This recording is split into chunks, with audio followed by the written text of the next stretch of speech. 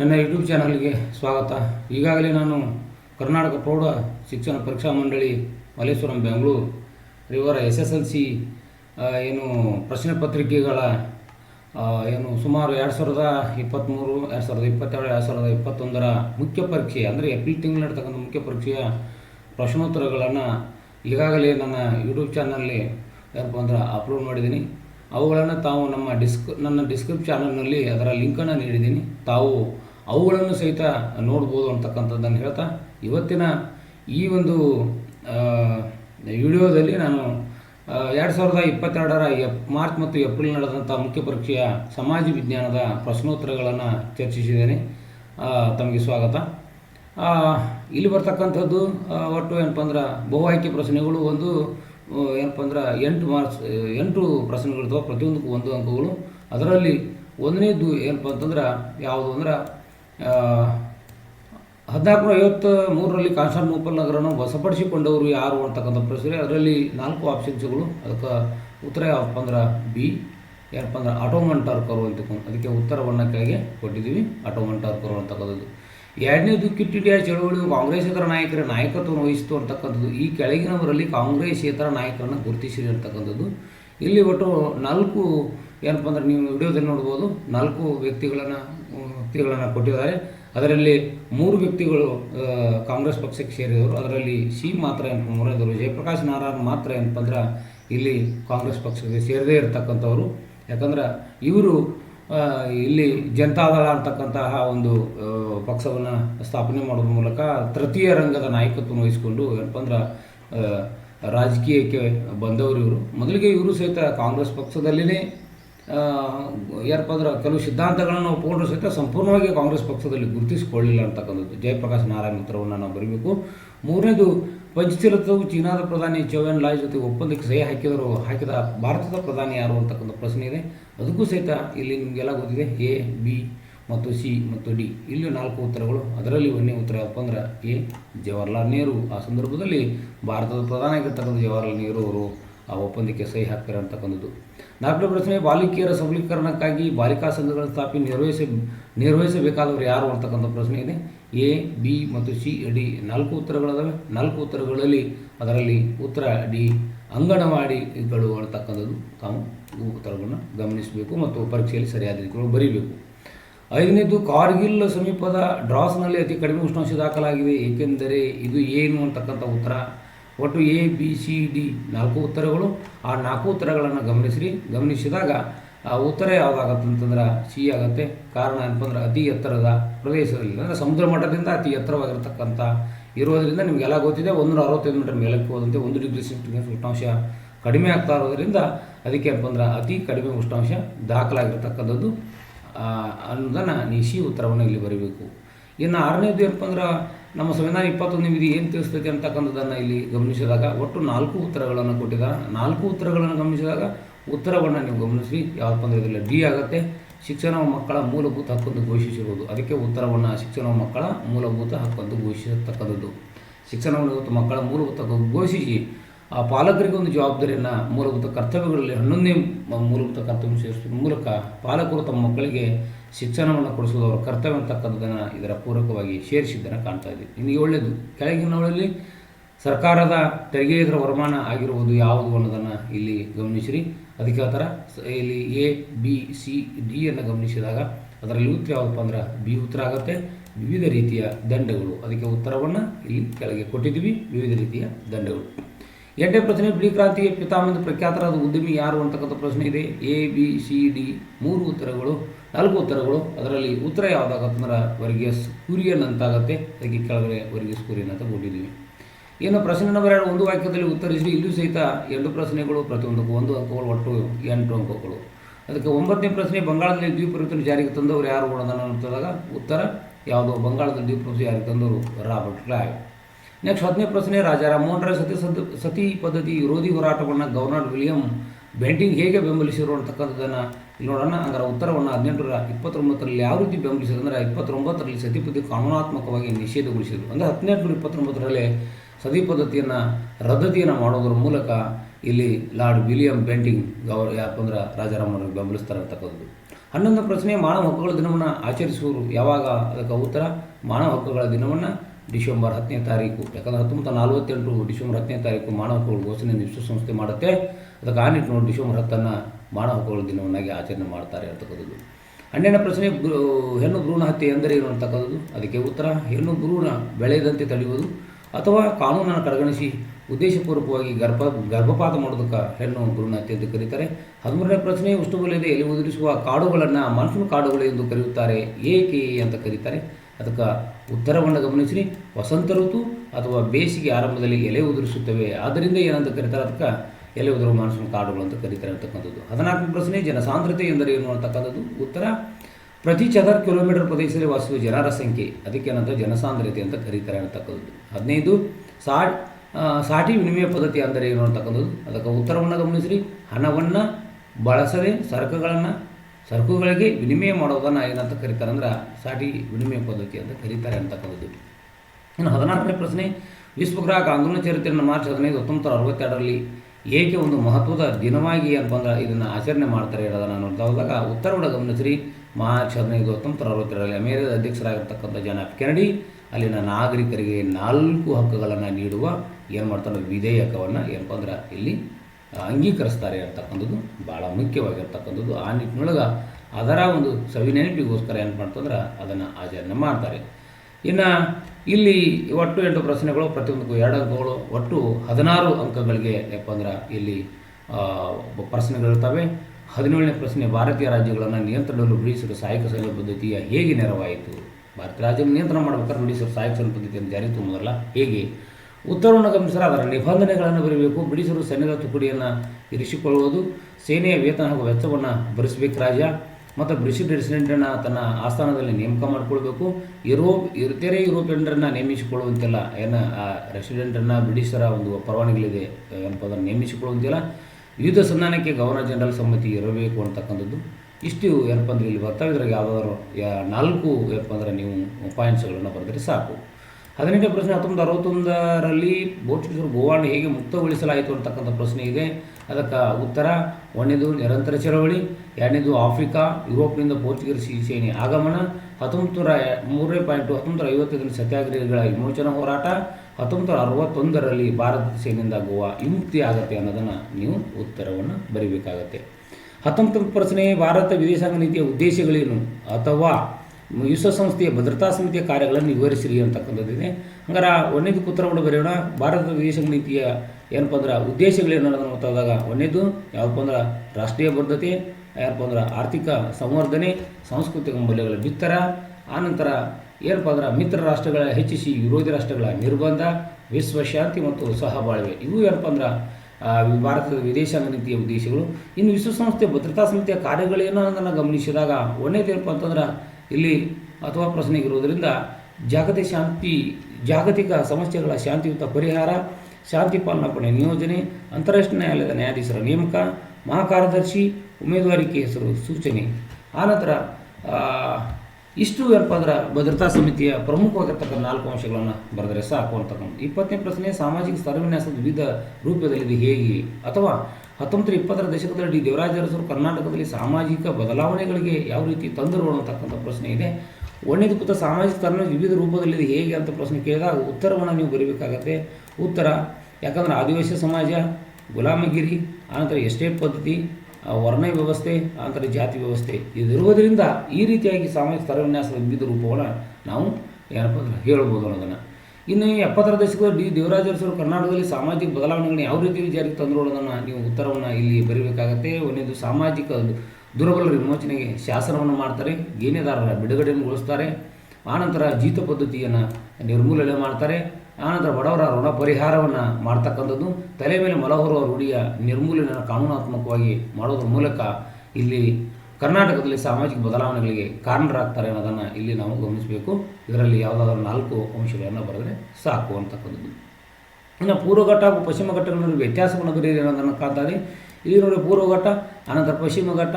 ಪೂರ್ವಘಟ್ಟದಲ್ಲಿ 1ನೇದು ಮಹಾನದಿ ಕಣಿವೆಯಿಂದ ನೀಲಗಿರಿ ಬೆಟ್ಟಗಳು ಇರತಕ್ಕಂಥದ್ದು ಪೂರ್ವಘಟ್ಟಗಳು. ಇಲ್ಲಿ ಪಶ್ಚಿಮ ಘಟ್ಟ ಅಂದ್ರೆ ತಾಪಿ ನದಿ ಕಣಿವೆಯಿಂದ ಕನ್ಯಾಕುಮಾರಿ ಭೂಶರದವರೆಗೂ ಇರ್ತಕ್ಕಂಥದ್ದು ಪಶ್ಚಿಮ ಘಟ್ಟಗಳು. ಒಂದೇ ಏನಪ್ಪ ಅಂದ್ರೆ ವ್ಯತ್ಯಾಸ. ಎರಡನೇದು ಏನಪ್ಪ ಅಂದ್ರೆ ನಿರಂತರವಾಗಿಲ್ಲ, ಏನಪ್ಪ ಅಂದ್ರೆ ಪಶ್ಚಿಮ ಘಟ್ಟಗಳು ನಿರಂತರವಾಗಿವೆ. ಏನಪ್ಪ ಅಂದ್ರೆ ಪೂರ್ವ ಘಟ್ಟಗಳು ಎತ್ತರವಾಗಿಲ್ಲ, ಇವು ಪಶ್ಚಿಮ ಘಟ್ಟಗಳು ಎತ್ತರವಾಗಿವೆ. ಪೂರ್ವ ಘಟ್ಟಗಳು ನದಿ ಕಣಿವೆಗಳಿಂದ ಪ್ರತ್ಯೇಕಿಸಲ್ಪಟ್ಟಿವೆ, ಇವು ಏನಪ್ಪ ಅಂದ್ರೆ ಪಶ್ಚಿಮ ಘಟ್ಟ ಏನಪ್ಪ ಅಂದ್ರೆ ಪ್ರತ್ಯೇಕಗೊಂಡಿಲ್ಲ. ಏನಪ್ಪ ಅಂದರೆ ಹೆಚ್ಚು ಇವು ಮಳೆಯನ್ನು ಹೊಡಿತಾವೆ, ಇವು ಹೆಚ್ಚು ಮಳೆಯನ್ನು ಪಡೆದಿಲ್ಲ ಅನ್ನೋದನ್ನು ನೀವು ಇನ್ನೊಂದು ಅಂಶಗಳನ್ನು ಇಲ್ಲಿ ಬರಿಬೇಕು ಅಂತಕ್ಕಂಥದ್ದು. ಇನ್ನು 22ನೇ ಪ್ರಶ್ನೆ, ಮಣ್ಣಿನ ಸವೆತಕ್ಕೆ ಕಾರಣಗಳೇನು ಅನ್ನೋದನ್ನು ಗಮನಿಸಿದಾಗ ಉತ್ತರವನ್ನು ನೋಡಿರಿ.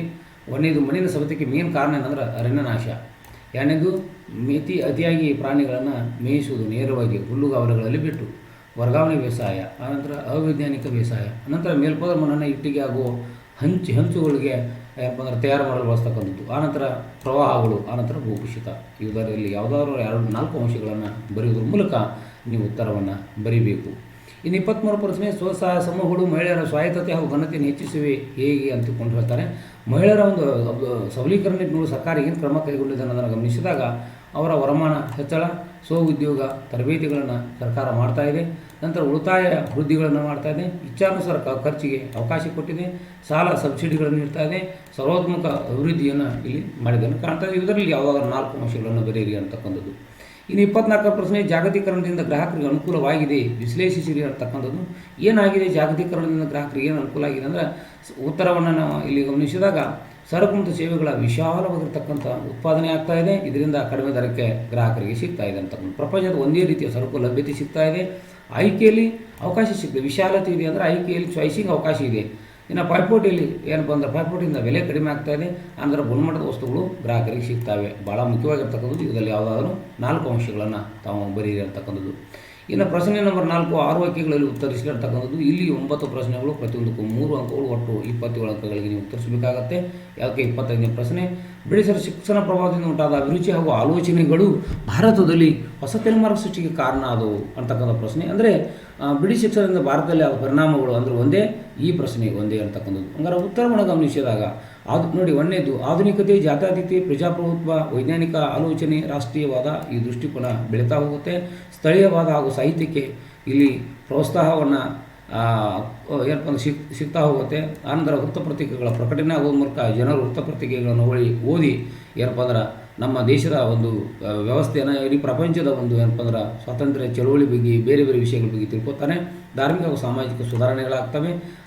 ನವೀನ ವಿಚಾರಗಳನ್ನು ಏನಪ್ಪ ಅಂದ್ರೆ ಹೊಂದ್ತಾರೆ. ಜಗತ್ತಿನಾದ್ಯಂತ ಸ್ವಾತಂತ್ರ್ಯದ ಚಳುವಳಿಗಳು, ಇದರ ಅಮೇರಿಕ ಸ್ವಾತಂತ್ರ್ಯ, ಆನಂತರ ಫ್ರಾನ್ಸ್ ಕ್ರಾಂತಿ, ಆನಂತರ ರಷ್ಯಾ ಕ್ರಾಂತಿ, ಆನಂತರ ಇಟಲಿ, ಜರ್ಮನಿ, ಇವೆಲ್ಲ ಏಕೀಕರಣಗಳ ಬಗ್ಗೆ ತಿಳ್ಕೊತಾರೆ. ಆನಂತರ ಸಾಂಸ್ಕೃತಿಕ ಪರಂಪರೆ ಅರಿವು ಮೂಡುತ್ತೆ. ಇವುದಾಗಲೇ ಯಾವುದಾದ್ರೂ 6 ವಾಕ್ಯಗಳನ್ನು ಬರೆಯುವುದರ ಮೂಲಕ ನೀವು ಉತ್ತರಿಸಬೇಕಾಗತ್ತೆ. 26 ಪ್ರಶ್ನೆ, ಹಲಗಲಿಗೆ ಬೇಡರ ದಂಗೆ ವಿವರಿಸಿರಿ ಅಥವಾ ಆರ್ಯ ಸಮಾಜದ ಉದ್ದೇಶಗಳನ್ನು ವಿವರಿಸಿರಿ ಅಂತ. ಈಗ ಹಲಗಲಿ ಬೇಡರ ದಂಗೆಯನ್ನು ನೋಡ್ತಾ ಹೋಗೋಣ. ಉತ್ತರವನ್ನು ಗಮನಿಸಿರಿ. 1857ರಲ್ಲಿ ಬ್ರಿಟಿಷರಿಂದ ಶಸ್ತ್ರಾಸ್ತ್ರ ಬಳಕೆಯನ್ನು ನಿರ್ಬಂಧಿ ಕಾನೂನನ್ನು ಜಾರಿಗೆ ತರುತ್ತಾರೆ. ಇದು ಹಲಗಲಿಗೆ ಅನ್ವಯ ಆಗುತ್ತೆ. ಅದಕ್ಕೆ ಬಂದೂಕನ್ನು ಒಪ್ಪಿಸಲು ಬ್ರಿಟಿಷ್ ಸರ್ಕಾರ ಹಲಗಲಿ ಬೇಡರಿಗೆ ಹೇಳ್ತಾರೆ. ಪರಂಪರಾಗತ ಹಕ್ಕನ್ನು ಉಳಿಸಲು ಏನಪ್ಪ ಅಂದ್ರೆ ಅನಿವಾರ್ಯವಾಗಿ ಹಲಗಲಿ ಬೇಡರು ಅದನ್ನು ಕೊಡೋ ಬಂದೂಕುಗಳನ್ನು ಅಥವಾ ಶಸ್ತ್ರಾಸ್ತ್ರಗಳನ್ನು ಕೊಡಲು ಮುಂದಾಗುವುದಿಲ್ಲ.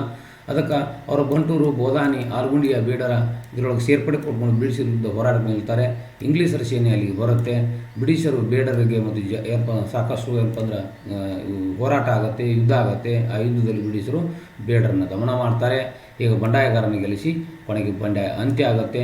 ಈಗ ಅಂತ್ಯ ಆಗೋದ್ರ ಮೂಲಕ ಬ್ರಿಟಿಷರು ಏನಪ್ಪ ಅಂತಂದ್ರೆ ಹಲಗಲಿ ಬೇಡರ ದಂಗೆಯನ್ನು ಇಲ್ಲಿ ಇದೇನು ಮಾಡ್ತಾರೆ ಅಂದರೆ ಅಡಗಿಸ್ತಾರೆ ಅನ್ನೋದನ್ನು ಕಾಣ್ತಾಯಿದ್ದೀವಿ. ಇದರಲ್ಲಿ ಯಾವುದಾದ್ರೂ 6 ವಾಕ್ಯಗಳಿಗೆ ನೀವು ಉತ್ತರಿಸ್ಬೋದು ಅನ್ನೋದನ್ನು. ಇನ್ನು ಆರ್ಯ ಸಮಾಜದ ಉದ್ದೇಶಗಳೇನು ಅನ್ನೋದನ್ನು ಗಮನಿಸಿದಾಗ ಇಲ್ಲಿ ಎಲ್ಲ ಹಿಂದೂಗಳು ರೂಪವಿಲ್ಲದ ಒಬ್ಬನೇ ದೇವರಲ್ಲಿ ನಂಬಿಕೆ ಇಡಬೇಕು. ಅಂದರೆ ಜಾತಿ ಆಧಾರಿತವಾಗಿರ್ತಕ್ಕಂಥ ಒಂದು ವ್ಯವಸ್ಥೆಯನ್ನು ತಿರಸ್ಕಾರ ಮಾಡಬೇಕು. ಅಂತರ್ಜಾತೀಯವಾಗಿ ಪ್ರೋತ್ಸಾಹ ಕೊಡಬೇಕು. ಬಹುಪತ್ನಿತ್ವ ಬಾಲ್ಯ ವಿವಾಹಕ್ಕೆ ಏನಪ್ಪ ಅಂದ್ರೆ ತಿರಸ್ಕಾರ ಮಾಡ್ತಕ್ಕಂಥದ್ದು. ಸ್ತ್ರೀ ಪುರುಷರ ಸಮಾನತೆಯನ್ನು ಪ್ರತಿಪಾದನೆ ಮಾಡಬೇಕಾಗಿರ್ತಕ್ಕಂಥದ್ದು. ಅಂದರೆ ಎಲ್ಲರೂ ತಿಳ್ಕೋಬೇಕಾದದ್ದು ವೇದಗಳು ಮಾತ್ರ ಶ್ರೇಷ್ಠ ಅಂತಕ್ಕಂಥದ್ದನ್ನು ಗಮನಿಸಬೇಕು ಅಂತಕ್ಕಂಥದ್ದು ಆರ್ಯ ಸಮಾಜದ ಮುಖ್ಯ ಉದ್ದೇಶಗಳು. ಇನ್ನು 27ನೇ ಪ್ರಶ್ನೆ, 2ನೇ ಮಾಹಿತಿ ಅತ್ಯಂತ ಬರ್ಬರವಾದದ್ದು ಹೇಗೆ ಅಂತಕ್ಕಂಥದ್ದು.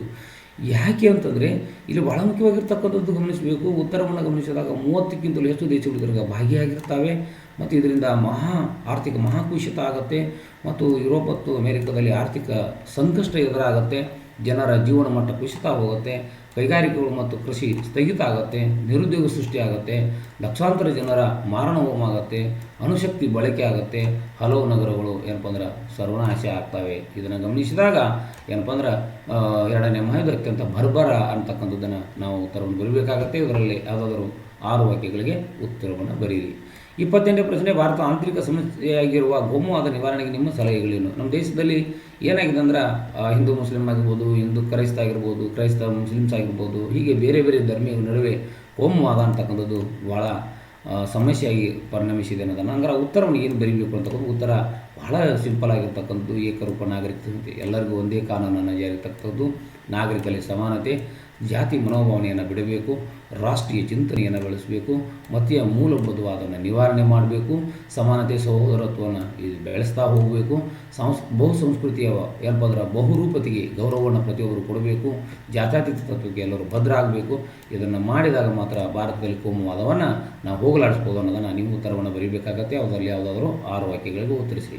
29ನೇ ಪ್ರಶ್ನೆ, ಸಂಘಟಿತ ಅಸಂಘಟಿತ ವಲಯದ ದುಡಿಮೆಗಾರರ ವ್ಯತ್ಯಾಸವನ್ನು ಬರೀರಿ ಅನ್ನೋದನ್ನು ಕಾಣ್ತಾ ಇದ್ದೀವಿ. ಉತ್ತರವನ್ನು ಗಮನಿಸಿರಿ. ಸಂಘಟಿತ ವಲಯದ ದುಡಿಮೆಗಾರರು, ಅಸಂಘಟಿತ ವಲಯದ ದುಡಿಮೆಗಾರರು. ಒಂದೇದು ವ್ಯತ್ಯಾಸವನ್ನು ನೋಡೋಣ. ಇವರು ಸಂಘಟಿತ ವಲಯಗಾರರಿಗೆ ಕಾನೂನಿನ ಚೌಕಟ್ಟಿನೊಳಗೆ ಕೆಲಸ ಮಾಡ್ತಾರೆ, ಇವರಿಗೆ ಕಾನೂನಿನ ಚೌಕಟ್ಟಿಲ್ಲ. ಇವರು ನಿಗದಿತವಾಗಿರ್ತಕ್ಕಂಥ ಸಂಘಟಿತ ಕೆಲಸಗಾರರಿಗೆ ನಿಗದಿತ ಕೆಲಸ ಇದೆ, ಇವರು ನಿಗದಿತ ಕೆಲಸ ಇಲ್ಲ ಅಸಂಘಟಿತಗಾರರಿಗೆ. ಇನ್ನು ಸಂಘಟಿತ ಕೆಲಸಗಾರರಿಗೆ ಉದ್ಯೋಗದ ಭರವಸೆ ಇದೆ, ಇವರಿಗೆ ಉದ್ಯೋಗದ ಭರವಸೆ ಇಲ್ಲ ಅಸಂಘಟಿತಗಾರರಿಗೆ. ನಿಗದಿತ ವೇತನ ಇದೆ ಸಂಘಟಿತ ವಲಯದಲ್ಲಿರ್ತಕ್ಕಂಥ ಕೆಲಸಗಾರರಿಗೆ, ಅಸಂಘಟಿತ ವಲಯದ ನಿಗದಿತ ವೇತನ ಭತ್ಯೆಗಳು ಇರುವುದಿಲ್ಲ ಅಂತಕ್ಕಂಥದ್ದು. ಸಂಘಟಿತ ವಲಯಗಾರರಿಗೆ ಏನಪ್ಪ ರಜೆ ಸೌಲಭ್ಯ ಇದೆ, ನಂತರ ಅಸಂಘಟಿತ ಕೆಲಸಗಾರರಿಗೆ ರಜೆ ಸೌಲಭ್ಯ ಇಲ್ಲ. ನಂತರ ಸಂಘಟಿತ ಕೆಲಸಗಾರರಿಗೆ ವೈದ್ಯಕೀಯ ಸೌಲಭ್ಯ ಇದೆ, ಇವರಿಗೆ ಅಸಂಘಟಿತ ಕೆಲಸಗಾರರಿಗೆ ವೈದ್ಯಕೀಯ ಸೌಲಭ್ಯ ಇಲ್ಲ. ನಂತರ ಈ ತೆರಿಗೆ ಪಾವತಿದಾರರು ಸಂಘಟಿತ ಕೆಲಸ ತೆರಿಗೆಯನ್ನು ಪಾವತಿಸ್ತಾರೆ, ಇವರು ತೆರಿಗೆಯನ್ನು ಪಾವತಿಸಲ್ಲ. ಇದರಲ್ಲಿ ಯಾವುದಾದ್ರೂ 3 ವ್ಯತ್ಯಾಸಗಳನ್ನು ಬರೆದರೆ ಸಾಕು. ನಾನು ಸುಮಾರು ಏನಪ್ಪ ಅಂದ್ರೆ ವ್ಯತ್ಯಾಸಗಳು ಬರೆದರೆ 3 ವ್ಯತ್ಯಾಸಗಳನ್ನು ಬರೆದರೆ ನಿಮಗೆ 3 ಅಂಕಗಳ ಏನಪ್ಪ ಅಂದ್ರೆ ನಿಮಗೆ ಕೊಡ್ತಾರೆ ಅಂತಕ್ಕಂಥದ್ದು. 30 ಪ್ರಶ್ನೆ, ಸಾರಿಗೆ ಹಾಗೂ ಸಂಪರ್ಕ ಮಾಧ್ಯಮಗಳ ಪ್ರಾಮುಖ್ಯತೆ ಏನು? ಅಂದರೆ ಸಾರಿಗೆ ಮತ್ತು ಸಂಪರ್ಕದಿಂದ ಏನಾಗಿದೆ ಅಂದರೆ ಅದರ ಮಹತ್ವವನ್ನು ಬರೀತಕ್ಕಂಥದ್ದು. ಅಥವಾ ಇನ್ನೊಂದು ಏನಪ್ಪ ಅಂದ್ರೆ ಅಥವಾ ಪ್ರಶ್ನೆ ಇದೆ, ಇದು ಕೈಗಾರಿಕಾ ಸ್ಥಾನೀಕರಣ ನಿರ್ಧರಿಸುವ ಅಂಶಗಳಾವು ಅನ್ನೋದನ್ನು ಇಲ್ಲಿ ಗಮನಿಸಿದಾಗ ಮೊದಲು ಸಾರಿಗೆ ಸಂಪರ್ಕದ ಪ್ರಾಮುಖ್ಯತೆ ಏನು ಅನ್ನೋದನ್ನು ನೋಡ್ತಾ ಹೋದಾಗೆ ಉತ್ತರವನ್ನು ಗಮನಿಸ್ತಾ ಹೋಗೋಣ. ಸಾರಿಗೆ ಸಂಪರ್ಕ ಇರುವುದರಿಂದ ಕೈಗಾರಿಕಾ ಪ್ರವೃತ್ತಿ ಆಗುತ್ತೆ, ಮಾರುಕಟ್ಟೆಯ ವಿಸ್ತರಣೆ ಆಗುತ್ತೆ, ದೇಶಿ ಹಾಗೂ ವಿದೇಶಿ ವ್ಯಾಪಾರ ವೃದ್ಧಿ ಆಗುತ್ತೆ, ಉದ್ಯೋಗದ ಸೃಷ್ಟಿ ಆಗುತ್ತೆ, ಜನರ ಆದಾಯ ಜೀವನ ಮಟ್ಟ ಜಾಸ್ತಿ ಆಗುತ್ತೆ, ಪ್ರವಾಸೋದ್ಯಮ ಏನಾಗುತ್ತೆ ಅಂದರೆ ಡೆವಲಪ್ಮೆಂಟ್ ಆಗುತ್ತೆ, ರಕ್ಷಣಾ ಪಡೆಗೆ ನೆರವು ಆಗುತ್ತೆ ಅನ್ನೋದನ್ನು ಕಾಣ್ತಾ ಇದ್ದೀವಿ. ಅದೇ ರೀತಿಯಾಗಿ ಇನ್ನೊಂದು ಪ್ರಶ್ನೆ, ಕೈಗಾರಿಕಾ ಸ್ಥಾನೀಕರಣವನ್ನು ನಿರ್ದೇಶಿಸುವ ಅಂಶಗಳಾವು ಅಂದರೆ ಕೈಗಾರಿಕೆ ಸ್ಥಾಪನೆ ಆಗಬೇಕಾದ್ರೆ ಅದಕ್ಕೆ ಬೇಕಾಗಿರ್ತಕ್ಕಂಥ ಅಂಶಗಳಾವುದನ್ನು ಬರೀಬೇಕಾಗುತ್ತೆ ತಾವು. ಇವು ಸ್ವಲ್ಪ ಅಪ್ಲೈಡ್ ಪ್ರಶ್ನೆ ಇರೋದರಿಂದ ಉತ್ತರವನ್ನು ಗಮನಿಸಿದಾಗ ಕಚ್ಚಾ ವಸ್ತುಗಳ ಪೂರೈಕೆ, ಶಕ್ತಿ ಸಂಪನ್ಮೂಲಗಳು ಸಿಗ್ತಾ ಇರಬೇಕು, ಸಾರಿಗೆ ಸಂಪರ್ಕ ಅನುಕೂಲ ಇರಬೇಕು, ಮಾರುಕಟ್ಟೆ ನೀರಿರಬೇಕು, ಬಂಡವಾಳ ಹಾಕಲು ಮುಂದೆ ಬರಬೇಕು, ಹೆಚ್ಚಿನ ಪ್ರಮಾಣದಲ್ಲಿ ಕಾರ್ಮಿಕರು ಸಿಗಬೇಕು, ಅಪಾರ ಪ್ರಮಾಣದ ನೀರು ಒದಗಿಸಬೇಕು, ಒಳ್ಳೆಯ ವಾತಾವರಣ ಇರಬೇಕು, ಮತ್ತು ಇದಕ್ಕೆ ಪೂರಕವಾಗಿ ಸರ್ಕಾರದ ನೀತಿ ಏನಪ್ಪ ಅಂದರೆ ಕೈಗಾರಿಕಾ ಸ್ಥಾಪನೆಗೆ ಏನಪ್ಪ ಅಂದ್ರೆ ಆಗಿರಬೇಕು ಅಂತಕ್ಕಂಥ ಇವೆಲ್ಲವೂ ಇದ್ದರೆ ಮಾತ್ರ ಕೈಗಾರಿಕಾ ಸ್ಥಾಪನೆ ಆಗ್ತವೆ ಅನ್ನೋದನ್ನು. ಇನ್ನು 31ನೇ ಪ್ರಶ್ನೆ, ಭೂಕಂಪದ ಮುನ್ನೆಚ್ಚರಿಕೆ ಕ್ರಮಗಳನ್ನು ಪಟ್ಟಿ ಮಾಡಿ ಅಂತಕ್ಕಂಥ ಪ್ರಶ್ನೆ ಇದೆ. ಅದಕ್ಕೆ ಉತ್ತರವನ್ನು ಗಮನಿಸಿ. ಮುನ್ನೆಚ್ಚರಿಕೆ ಕ್ರಮಗಳು ಏನು ಮಾಡೋಕ್ಕೆ ಸಾಧ್ಯತೆ ಇದೆ? ಹಂಗಾರೆ ಭೂಕಂಪ ಮುನ್ನೆಚ್ಚರಿಕೆ ಕ್ರಮಗಳನ್ನು ನೋಡ್ತಾ ಹೋದಾಗೆ ಒಂದೊಂದು ಜನ ವಸತಿ ನಿಷೇಧ, ಎಲ್ಲೆಲ್ಲಿ ಒಳ್ಳೆಯಲ್ಲಿ ಭೂಕಂಪ ಆಗ್ತದೆ, ಏನು ಪ್ರಾಬ್ಲಮ್ ಆಗ್ತದೆ ಅಲ್ಲಿ ಜನರ ವಸತಿಗೆ ಅವಕಾಶವನ್ನು ನಿಷೇಧ ಮಾಡಬೇಕು. ನಂತರ ಭೂಕಂಪ ನಿರೋಧಕ ಕಟ್ಟಡಗಳನ್ನು ಕಟ್ತಕ್ಕಂಥದ್ದು ಯಾವ ಜಪಾನದಲ್ಲಿ ಮಾಡಿದ್ದಾರೆ ನೋಡಿರಿ, ಆ ರೀತಿಯ ಕಟ್ಟಡಗಳನ್ನು ಆ ಪ್ರದೇಶದಲ್ಲಿ ಕಟ್ತಕ್ಕಂಥದ್ದು. ಇನ್ನು ಉತ್ತಮ ದರ್ಜೆ ಕಟ್ಟಡ ನಿರ್ಮಾಣ ಮಾಡ್ತಾರಲ್ಲ, ಉತ್ತಮ ದರ್ಜೆ ವಸ್ತುಗಳನ್ನು ಬಳಕೆ ಮಾಡಬೇಕಂತಕ್ಕಂಥದ್ದು. ಇನ್ನು ಬಹುಮಡಿ ಕಟ್ಟಡವನ್ನು ನಿಷೇಧ ಮಾಡೋದು, ನಂತರ ಕೊಳವೆ ಮಾಯಗಳ ಕೊರೆತವನ್ನು ನಿಷೇಧ ಮಾಡೋದು, ನಗರ ಬೆಳವಣಿಗೆ ನಿರ್ಬಂಧ ಹಾಕೋದು, ಆಣೆಕಟ್ಟು ಜಲಾಶಯ ಕಟ್ಟೋದನ್ನು ನಿಷೇಧ ಮಾಡೋದು, ಅರಣ್ಯ ನಾಶ ಮತ್ತು ಗಣಿಗಾರಿಕೆಯನ್ನು ಅಲ್ಲಿ ತಡೆಯುವುದರ ಮೂಲಕ ಭೂಕಂಪನ ಮುನ್ನೆಚ್ಚರಿಕೆ ಕ್ರಮಗಳನ್ನು ಈ ರೀತಿ ಕ್ರಮಗಳನ್ನು ಕೈಗೊಳ್ಬೋದು. ಇದರಲ್ಲಿ ಯಾವುದಾದ್ರೂ 6 ಅಂಶಗಳನ್ನು ತಾವು ಬರೆದರೆ ಸಾಕು. 32ನೇ ಪ್ರಶ್ನೆ, ಭಾರತದಲ್ಲಿ ಜಾರಿಯಲ್ಲಿರುವ ಪಂಚಾಯತ್ ರಾಜ್ ವ್ಯವಸ್ಥೆಯ ಪ್ರಮುಖ ಲಕ್ಷಣಗಳು ಯಾವುವು ಅಂತಕ್ಕಂಥ ಪ್ರಶ್ನೆ ಇದೆ. ಅಥವಾ ಭಾರತೀಯ ರಿಸರ್ವ್ ಬ್ಯಾಂಕ್ನ ಕಾರ್ಯಗಳು ಯಾವುವು ಅಂತಕ್ಕಂಥ. ಈಗ ಒಂದೇದು ಭಾರತ ಜಾರಿಯಲ್ಲಿರುವ ಪಂಚಾಯತ್ ರಾಜ್ ವ್ಯವಸ್ಥೆಯ ಪ್ರಮುಖ ಗುಣಲಕ್ಷಣಗಳನ್ನು ನೋಡ್ತಾ ಹೋಗೋಣ. ಉತ್ತರವನ್ನು ನೋಡಿರಿ. 3 ಹಂತದ ನಮ್ಮಲ್ಲಿ ಪಂಚಾಯತ್ ರಾಜ್ ವ್ಯವಸ್ಥೆ ಇದೆ. ಅದು ತಾಲೂಕು ಪಂಚಾಯತಿ, ಜಿಲ್ಲಾ ಪಂಚಾಯತಿ, ಆನಂತರ ಗ್ರಾಮ ಪಂಚಾಯತಿ, ತಾಲೂಕು ಪಂಚಾಯತಿ, ಜಿಲ್ಲಾ ಪಂಚಾಯತಿ ಅಂತ 3 ವ್ಯವಸ್ಥೆ ಇದೆ. ನೇರ ಹಾಗೂ ನಿಯಮಿತ ಚುನಾವಣೆ ಆಗುತ್ತೆ 3ಕ್ಕೂ ಏನಪ್ಪ ಅಂದರೆ ಅಲ್ಲಿ SC ST ಮಹಿಳಾ ಮೀಸಲಾತಿ ಮತ್ತು ಇತರೆ ಮೀಸಲಾತಿಯನ್ನು ಇಲ್ಲಿ ಕೊಟ್ಟಿದ್ದಾರೆ. ನಂತರ ಹಣಕಾಸು, ಆಡಳಿತ, ಮುಂಗಡಪತ್ರ, ಲೆಕ್ಕ ಪರಿಶೋಧನೆ ಜವಾಬ್ದಾರಿ ಅವಕ್ಕೂ ಕೊಟ್ಟಿದ್ದಾರೆ. ಪ್ರತಿಯೊಬ್ಬರಿಗೂ ಅಲ್ಲಿ ವರ್ಕ್ ಮಾಡಬೇಕಂತಂದರೆ ಸರ್ಕಾರ ಸಿಬ್ಬಂದಿ ಕೊಟ್ಟಿದೆ. ನಂತರ ಪಂಚಾಯತ್ ರಾಜ್ ವಿಸರ್ಜನೆ ಮತ್ತು ಪುನರ್ರಚನೆ ಕಟ್ಟುನಿಟ್ಟಿನ ಕ್ರಮಗಳನ್ನು ಸಂವಿಧಾನ ಬದ್ಧವಾಗಿ ಅವುಗಳನ್ನು ಏನಪ್ಪ ಅಂದರೆ ಸಂವಿಧಾನಾತ್ಮಕವಾಗಿ ಕೊಟ್ಟಿದ್ದನ್ನು ಕಾಣ್ತಾ ಇದ್ದೀವಿ. ಇನ್ನು ಯಾವುದು ಭಾರತೀಯ ರಿಸರ್ವ್ ಬ್ಯಾಂಕಿನ ಕಾರ್ಯಗಳೇನು ಅನ್ನೋದನ್ನು ಗಮನಿಸಿದಾಗ ಒಂದೇದು ನೋಟುಗಳ ಏನಪ್ಪ ಅಂದರೆ ಚಲಾವಣೆ ಏಕಸ್ವಾಮ್ಯ RBI ಆಗಿದೆ, ರಿಸರ್ವ್ ಬ್ಯಾಂಕ್ ಆಫ್ ಇಂಡಿಯಾದಾಗಿದೆ. ಸರ್ಕಾರದ ಬ್ಯಾಂಕುಗಳ ಬ್ಯಾಂಕು ನಿಮಗೆಲ್ಲ ಗೊತ್ತಿದೆ. ರಾಷ್ಟ್ರೀಯ ಸಂದಾಯ ಕೇಂದ್ರ, ಆನಂತರ ಸಾಲ ಪತ್ರದ ಪ್ರಮಾಣ ನಿಯಂತ್ರಕ, ವಿದೇಶಿ ವಿನಿಮಯ ಸಂಗ್ರಹದ ಮೇಲ್ವಿಚಾರಕ, ಅನಂತರ ಬ್ಯಾಂಕಿಂಗ್ ಏನಪ್ಪ ಅಂದ್ರೆ ಹವ್ಯಾಸದ ಅಭಿವೃದ್ಧಿ ಅನ್ನೋದನ್ನು ಕಾಣ್ತಾ ಇದ್ದೀವಿ. ಇದರಲ್ಲಿ ಯಾವುದಾದ್ರೂ 6 ವಾಕ್ಯಗಳಿಗೆ ಏನಪ್ಪ ಅಂದ್ರೆ ಉತ್ತರಿಸಿರೋದನ್ನು ಕಾಣ್ತದೆ. ಇನ್ನು 33ನೇ ಪ್ರಶ್ನೆ, ಅಂಚೆ ಕಚೇರಿ ನೀಡುತ್ತಿರುವ ಹಣಕಾಸಿನ ಸೇವೆಗಳು ಯಾವುವು ಅಥವಾ ಉದ್ಯಮಿಯ ಮುಖ್ಯ ಕಾರ್ಯಗಳನ್ನು ಪಟ್ಟಿ ಮಾಡಿರಿ. ಹಂಗಾರೆ ಅಂಚೆ ಕಚೇರಿ ನೀಡುತ್ತಿರುವ ಹಣಕಾಸಿನ ಸೇವೆಗಳನ್ನು ಗಮನಿಸಿದಾಗ ಉತ್ತರವನ್ನು ಗಮನಿಸಿರಿ. ಒಂದೊಂದು ರಾಷ್ಟ್ರೀಯ ಉಳಿತಾಯ ಪತ್ರಗಳನ್ನು ಕೊಡ್ತಾ ಇದೆ, ಅಂಚೆ ಉಳಿತಾಯ ಖಾತೆ ತೆರೆಯೋಕ್ಕೆ ಅವಕಾಶ ಇದೆ, ಕಿಸಾನ್ ಪತ್ರಗಳನ್ನು ಕೊಡ್ತಾ ಇದೆ, ಮಾಹಿಯಾನ ತಿರು ಠೇವಣಿ ಕೊಡ್ತಾ ಇದೆ, ಅಂಚೆ ವಿಮೆ ಅವಕಾಶ ಇದೆ, ನಿವೃತ್ತಿ ವೇತನ ಕೊಡ್ತಾ ಇದೆ, ಆನಂತರ ಅಲ್ಲಿ ಹಣದ ವರ್ಗಾವಣೆ ಮಾಡ್ಬೋದು. ನಂತರ ಪೋಸ್ಟಲ್ ಅಥವಾ ಅಂಚೆ ಬ್ಯಾಂಕು ಸಹಿತ ಇಲ್ಲಿ ಪ್ರಾರಂಭ ಆಗಿದೆ ಕಾಣ್ತಾ ಇದೆ. ಇದರಲ್ಲಿ 6 ವಾಕ್ಯಗಳಿಗೆ ಉತ್ತರಿಸಿರಿ. ಏನು ಅಥವಾ ನೋಡಿದಾಗ ಉದ್ಯಮಿ ಮುಖ್ಯ ಕಾರ್ಯಗಳೇನು ಅನ್ನೋದನ್ನು ಗಮನಿಸಿದಾಗ ವ್ಯಾಪಾರದ ಒಂದೇದು ಚಟುವಟಿಕೆಯ ನಿಯೋಜನೆ, ಉತ್ಪಾದನಾಂಗಗಳ ಸಂಯೋಜನೆ, ತಾಂತ್ರಿಕತೆ, ಮಾರುಕಟ್ಟೆ ಉದ್ಯೋಗಗಳ ಬಗ್ಗೆ ಏನಪ್ಪ ಅಂದರೆ ನಿರ್ಧಾರ ಮಾಡ್ತಕ್ಕಂಥದ್ದು, ಆಂಧ್ರ ಸಮಂಜಸ ಸಂಯೋಜನೆ, ಹೊಸ ವಿಧಾನಗಳನ್ನು ಬಳಸೋದು, ಆಯವ್ಯಯ ನಿರ್ಧಾರ ಮಾಡ್ತಕ್ಕಂಥದ್ದು, ಆಂಧ್ರ ಕಷ್ಟ ನಷ್ಟಗಳನ್ನು ಎದುರಿಸಲು ಸಿದ್ಧರಾಗೋದು, ವ್ಯಾಪಾರಕ್ಕೆ ಏನಪ್ಪ ಅಂದ್ರೆ ಮಾರ್ಗದರ್ಶನ ಮಾಡ್ತಕ್ಕಂಥ ಕೆಲಸ. ಇವೆಲ್ಲವೂ ಇದ್ದರೆ ಮಾತ್ರ ಉದ್ಯಮಿ ಏನಪ್ಪ ಅಂದ್ರೆ ಮುಖ್ಯ ಕಾರ್ಯಗಳಿಟ್ಟುಕೊಂಡು ಉದ್ಯಮ ಯಶಸ್ವಿ ಆಗೋಕ್ಕೆ ಸಾಧ್ಯತೆ ಇದೆ ಅನ್ನೋದನ್ನು ಗಮನಿಸಬೇಕು. ಇನ್ನು ಪ್ರಶ್ನೆ 8ರಿಂದ 10 ವಾಕ್ಯಗಳು ಉತ್ತರಿಸಿ ಪ್ರತಿಯೊಂದಕ್ಕೂ ಒಟ್ಟು 4, ಪ್ರತಿಯೊಂದಕ್ಕೂ 4 ಅಂಕಗಳು, ಒಟ್ಟು 16 ಅಂಕಗಳಿಗೆ ನೀವು ಬರೀಬೇಕಾಗತ್ತೆ. ಅಂದರೆ 34ನೇ ಪ್ರಶ್ನೆಯಿಂದ ಪ್ರಾರಂಭ ಆಗುತ್ತೆ. 1857 ಪ್ರಥಮ ಸ್ವಾತಂತ್ರ್ಯ ಸಂಘ ವಿಫಲವಾಗಲು ಕಾರಣಗಳೇನು ಅನ್ನೋದನ್ನು ಗಮನಿಸಿದಾಗ ಉತ್ತರವನ್ನು ಗಮನಿಸಿರಿ. ಯಾಕಪ್ಪ ಅಂದ್ರೆ ಯಾಕೆ 1857 ದಂಗೆ ವಿಫಲ ಆಯಿತು ಅನ್ನೋದನ್ನು ಇಲ್ಲಿ ಗಮನಿಸಿದಾಗ ತಾವು ಒಂದನೇದು ಏನಪ್ಪ ಅಂದ್ರೆ ದಂಗೆ ಇಡೀ ಭಾರತವನ್ನು ವ್ಯಾಪಿಸಿರಲಿಲ್ಲ ಅಂತಕ್ಕದ್ದು ಗಮನಿಸಬೇಕು. ಎರಡನೇದು ರಾಜ್ಯ ಅಥವಾ ರಾಣಿಯರ ಸ್ವ ಹಿತಾಸಕ್ತಿ ಇತ್ತು ಇಲ್ಲಿ. ಅಂದ್ರೆ ಯೋಜಿತವಲ್ಲ, ಅಂದ್ರೆ ಪೂರ್ವ ಪ್ಲ್ಯಾನ್ ಇರಲಿಲ್ಲ. ಸೈನಿಕರಲ್ಲಿ ಭಿನ್ನತೆ ಇತ್ತು, ಅಂದರೆ ಮಾರ್ಗದರ್ಶನದ ಕೊರತೆ ಇತ್ತು, ಸಂಘಟನೆಯ ಕೊರತೆ, ಯುದ್ಧ ಪರಿಣಿತಿ ಶಿಸ್ತಿನ ಕೊರತೆ ಇತ್ತು, ನಿಶ್ಚಿತ ಗುರಿ ಇರಲಿಲ್ಲ. ದೇಶೀಯ ರಾಜರಿಂದ ಬ್ರಿಟಿಷರಿಗೆ ನಿಷ್ಠೆಯನ್ನು ಇಲ್ಲಿ ಕೆಲವರು ಕೊಟ್ಟರು. ಹೀಗೆ ಸಿಪಾಯಿಗಳ ಲೂಟಿ ದರೋಡೆಯಿಂದ ಜನರ ವಿಶ್ವಾಸವನ್ನು ಕಳ್ಕೊಂಡರು. ಇದರಲ್ಲಿ ಯಾವುದಾದ್ರೂ 8 ವಾಕ್ಯಗಳಿಗೆ ನೀವು ಬರೆಯಿರಿ ಅಂತಕ್ಕಂಥದ್ದು. ನೆಕ್ಸ್ಟ್ ಬರ್ತಕ್ಕಂಥ 35ನೇ ಪ್ರಶ್ನೆ, ಡಾಕ್ಟರ್ BR ಅಂಬೇಡ್ಕರ್ ಅವರು ಸಾಮಾಜಿಕ ಸಮಾನತೆಯ ಕಾಳಜಿಯನ್ನು ಉದಾಹರಣೆಯೊಂದಿಗೆ ಸ್ಪಷ್ಟೀಕರಿಸಿ. ಸಾಮಾಜಿಕ ಸಮಾನತೆ ಬಗ್ಗೆ ಅವರಿಗೆ ಕಾಳಜಿ ಇತ್ತು ಡಾಕ್ಟರ್ BR ಅಂಬೇಡ್ಕರ್ಗೆ, ಹೇಗೆ ಅನ್ನೋದನ್ನು ಬರೀಬೇಕಾಗತ್ತೆ. ಅಥವಾ ಇನ್ನೊಂದು, ತೀವ್ರವಾದಿಗಳು ಯಾರು ಭಾರತ ಸ್ವತಂತ್ರ ಹೋರಾಟಕ್ಕೆ ಮತ್ತಷ್ಟು ತೀವ್ರತೆಯನ್ನು ತಂದು ಕೊಟ್ಟರು, ಹೀಗೆ ಅನ್ನೋದನ್ನು. ಈಗ ಒಂದೇದು ಡಾಕ್ಟರ್ BR ಅಂಬೇಡ್ಕರ್ ಸಾಮಾಜಿಕ ಕಳಕಳಿಯ ಉದಾಹರಣೆಯೊಂದಿಗೆ ಸ್ಪಷ್ಟೀಕರಿಸ್ತಾ ಹೋಗೋಣ. ಉತ್ತರವನ್ನು ಗಮನಿಸಿರಿ. ಸಾಮಾಜಿಕ ಸಮಾನತೆ ಇಲ್ಲದ ರಾಜಕೀಯ ಸ್ವಾತಂತ್ರ್ಯ ಅರ್ಥಹೀನ ಅಂತಕ್ಕಂಥ ಮಾತನ್ನು ಹೇಳ್ತಾರೆ ಡಾಕ್ಟರ್ BR ಅಂಬೇಡ್ಕರ್ ಅವರು. ಜಾತಿ ವಿನಾಶಕ್ಕೆ ಅವರು ಹೋರಾಟವನ್ನು ಮಾಡ್ತಾರೆ, ಇಡೀ ಜೀವನವನ್ನೇ ಅದಕ್ಕೋಸ್ಕರ ಏನಪ್ಪ ಅಂದರೆ ಕಳೀತಾರೆ. ಮಹದ್ ಕಾಲಾರಾಮ್ ಚಳವಳಿಯನ್ನು ಮಾಡ್ತಾರೆ. ದುಂಡು ಮೇಜಿನ ಪರಿಸ್ಥಿತಿನಲ್ಲಿ ನಿಮ್ನ ವರ್ಗಗಳು ಬಗ್ಗೆ ಸಲಹೆಯನ್ನು ಕೊಡ್ತಾರೆ. ಅಂದರೆ ಅವರ ಸುಧಾರಣೆಗೋಸ್ಕರ, ನಿಮ್ನ ಅಂದರೆ ಹಿಂದುಳಿದ ವರ್ಗಗಳ ಸುಧಾರಣೆಗೆ ಸಲಹೆಯನ್ನು ಕೊಡ್ತಾರೆ ಬಿಡಿ ಸರ್ಕಾರಕ್ಕೆ. ಅಸ್ಪೃಶ್ಯ ಪ್ರತ್ಯೇಕ ಮತಕ್ಷೇತ್ರಗಳನ್ನು ಕೇಳ್ತಾರೆ. ಬಹಿಷ್ಕೃತ ಹಿತಕಾರಣಿ ಸಭಾವನ್ನು ಸ್ಥಾಪನೆ ಮಾಡ್ತಾರೆ. ಸ್ವತಂತ್ರ ಕಾರ್ಮಿಕ ಪಕ್ಷವನ್ನು ಸ್ಥಾಪನೆ ಮಾಡ್ತಾರೆ. ಪ್ರಬುದ್ಧ ಭಾರತ, ಜನತಾ ಮೂಕನಾಯಕ, ಬಹಿಷ್ಕೃತ ಭಾರತ, ಬೇರೆ ಬೇರೆ ಪತ್ರಿಕೆಗಳ ಪ್ರಕಟಣೆ ಮಾಡಿ ಏನಪ್ಪ ಅಂದರೆ ಜನರಲ್ಲಿ ಅವೇರ್ನೆಸ್ ಹುಟ್ಟುವುದನ್ನು ಮಾಡ್ತಾರೆ. ಕೃಷಿ ಕಾರ್ಮಿಕರ ಏಳಿಗೆಗೋಸ್ಕರ ಹೋರಾಟ ಮಾಡ್ತಾರೆ. ಸಂವಿಧಾನ ಅಸ್ಪೃಶ್ಯತೆ ವಿರುದ್ಧ ಕಾನೂನಿನ ರಕ್ಷಣೆ ಮಾಡ್ತಾರೆ. 17 ವಿಧಿಯನ್ನು ಸೇರಿಸುವುದರ ಮೂಲಕ ಅಸ್ಪೃಶ್ಯತೆ ಆಚರಣೆ ಮಾಡೋದು ಕಾನೂನು ಬಾಹಿರ ಅಂತಕ್ಕಂಥದ್ದನ್ನು ಸಹಿತ ಸಂವಿಧಾನದಲ್ಲಿ ಸೇರಿಸುವುದರ ಮೂಲಕ ಏನಪ್ಪ ಅಂದ್ರೆ ಇವರು ಯಾರು ಸಾಮಾಜಿಕ ಕಳಕಳಿ ಇದೆ ಅನ್ನೋದನ್ನು ಇವೆಲ್ಲವನ್ನು ಗಮನಿಸಿದ್ದಾರೆ ನಮ್ಗೆ ಗೊತ್ತಾಗುತ್ತೆ. ಇನ್ನು ತೀವ್ರವಾದಿಗಳು ಭಾರತ ಸ್ವತಂತ್ರ ಹೋರಾಟಕ್ಕೆ ಮತ್ತಷ್ಟು ತೀವ್ರತೆಯನ್ನು ತಂದುಕೊಡ್ತಾರೆ, ಹೀಗೆ ಅನ್ನೋದನ್ನು ನೋಡ್ತಾ ಹೋದಾಗೆ ಇಲ್ಲಿ ಒಂದೆಂದು ತೀವ್ರವಾದಿಗಳು ಸ್ವದೇಶಿ ಚಳುವಳಿಯನ್ನು ದೇಶಾದ್ಯಂತ ಕೊಂಡೊಯ್ಯುತ್ತಾರೆ. ಸ್ವರಾಜ್ಯ ನನ್ನ ಜನ್ಮದ ಸಿಕ್ತು, ಅದನ್ನು ಪಡೆದೇ ತೀರುವಂತಕ್ಕಂಥ ತಿಲಕರು ಅದರ ನಾಯಕರಾಗಿರ್ತಕ್ಕಂಥವ್ರು ಘೋಷಣೆ ಮಾಡ್ತಾರೆ. ಪೂರ್ಣ ಸ್ವರಾಜ್ಯ ನನ್ನ ಗುರಿ ಅನ್ನೋದನ್ನು ಇಲ್ಲಿ ಇವರು ಸ್ಪಷ್ಟಪಡಿಸ್ತಾರೆ. ಜನಸಾಮಾನ್ಯರನ್ನು ಸಂಘಟಿಸ್ತಾರೆ. ಧಾರ್ಮಿಕ ಆಚರಣೆಗಳನ್ನು ಬಿಡಿಸಿ ವಿರೋಧಿ ಹೋರಾಟವನ್ನು ಮುಂದುವರಿಸ್ತಾರೆ. ಈಗ ಗಣೇಶ, ಶಿವಾಜಿ, ದುರ್ಗಾ ಉತ್ಸವಗಳನ್ನು ಆಚರಣೆ ಮಾಡಿ ಜನರಿಗೆ ತಿಳುವಳಿಕೆಯನ್ನು ಕೊಡ್ತಾರೆ. ತಿಲಕರ ಕೇಸರಿ ಮಾರಾಟ ಪತ್ರಿಕೆಗಳು ಪ್ರಾರಂಭ ಮಾಡಿ ಅದರ ಮೂಲಕ ಜನರನ್ನು ಅವೇರ್ನೆಸ್ ಮಾಡ್ತಾರೆ.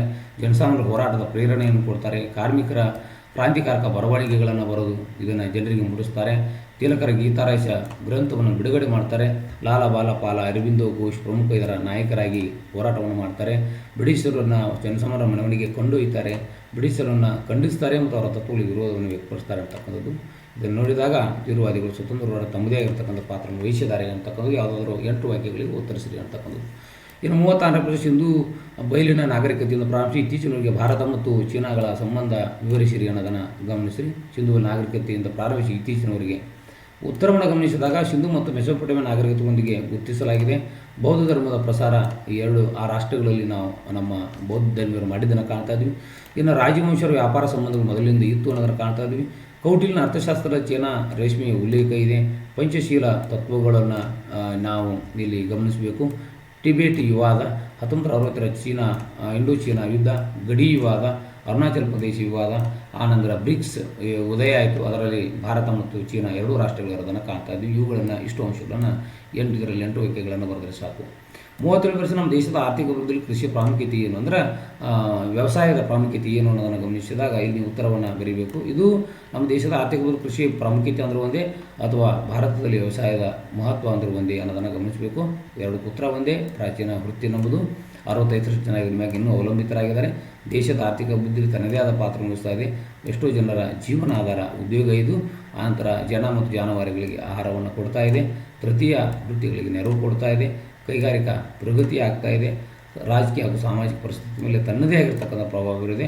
ಇದರಲ್ಲಿ ಯಾವುದಾದ್ರೂ 8 ವಾಕ್ಯಗಳಿಗೆ ಉತ್ತರಿಸಬೇಕು ಅಂತಕ್ಕಂಥದ್ದು. ಇನ್ನು ಭಾರತದ ನಕ್ಷೆಯನ್ನು ತೆಗೆದು 38ನೇ ಪ್ರಶ್ನೆ ಕೊನೆಗೆ ಯಾವಪ್ಪ ಅಂದ್ರೆ ಅವುಗಳಲ್ಲಿ ಇವುಗಳನ್ನು ಕೆಳಗೆ ನಾವು ಗುರುತಿಸಿರ್ತಕ್ಕಂಥ ಒಂದು 23 ಉತ್ತರ ಅಕ್ಷಾಂಶ ಅದನ್ನು ಇಲ್ಲಿ ಮತ್ತು ಆನಂತರ ಗೋವಿಂದ ಸಾಗರ, ಮುಂಬೈ ಹಾಯ್ ಅಥವಾ ಮುಂಬೈ ಹಾಯ್, ಆನಂತರ ಅಥವಾ ಬಾಂಬೆ ಎಲ್ಲ ಒಂದೇ, ತೂತುಕುಡಿ ಅಂತಕ್ಕಂಥ. ಭಾರತ ನಕ್ಷೆಯನ್ನು ಗಮನಿಸಿದಾಗ 23ರ ಒಂದು ಗಮನಿಸಿ ಈ ಚಿತ್ರವನ್ನು ನಕ್ಷೆಯನ್ನು ಗಮನಿಸಿ 23ವರೆ ಉತ್ತರ ಅಕ್ಷಾಂಶ.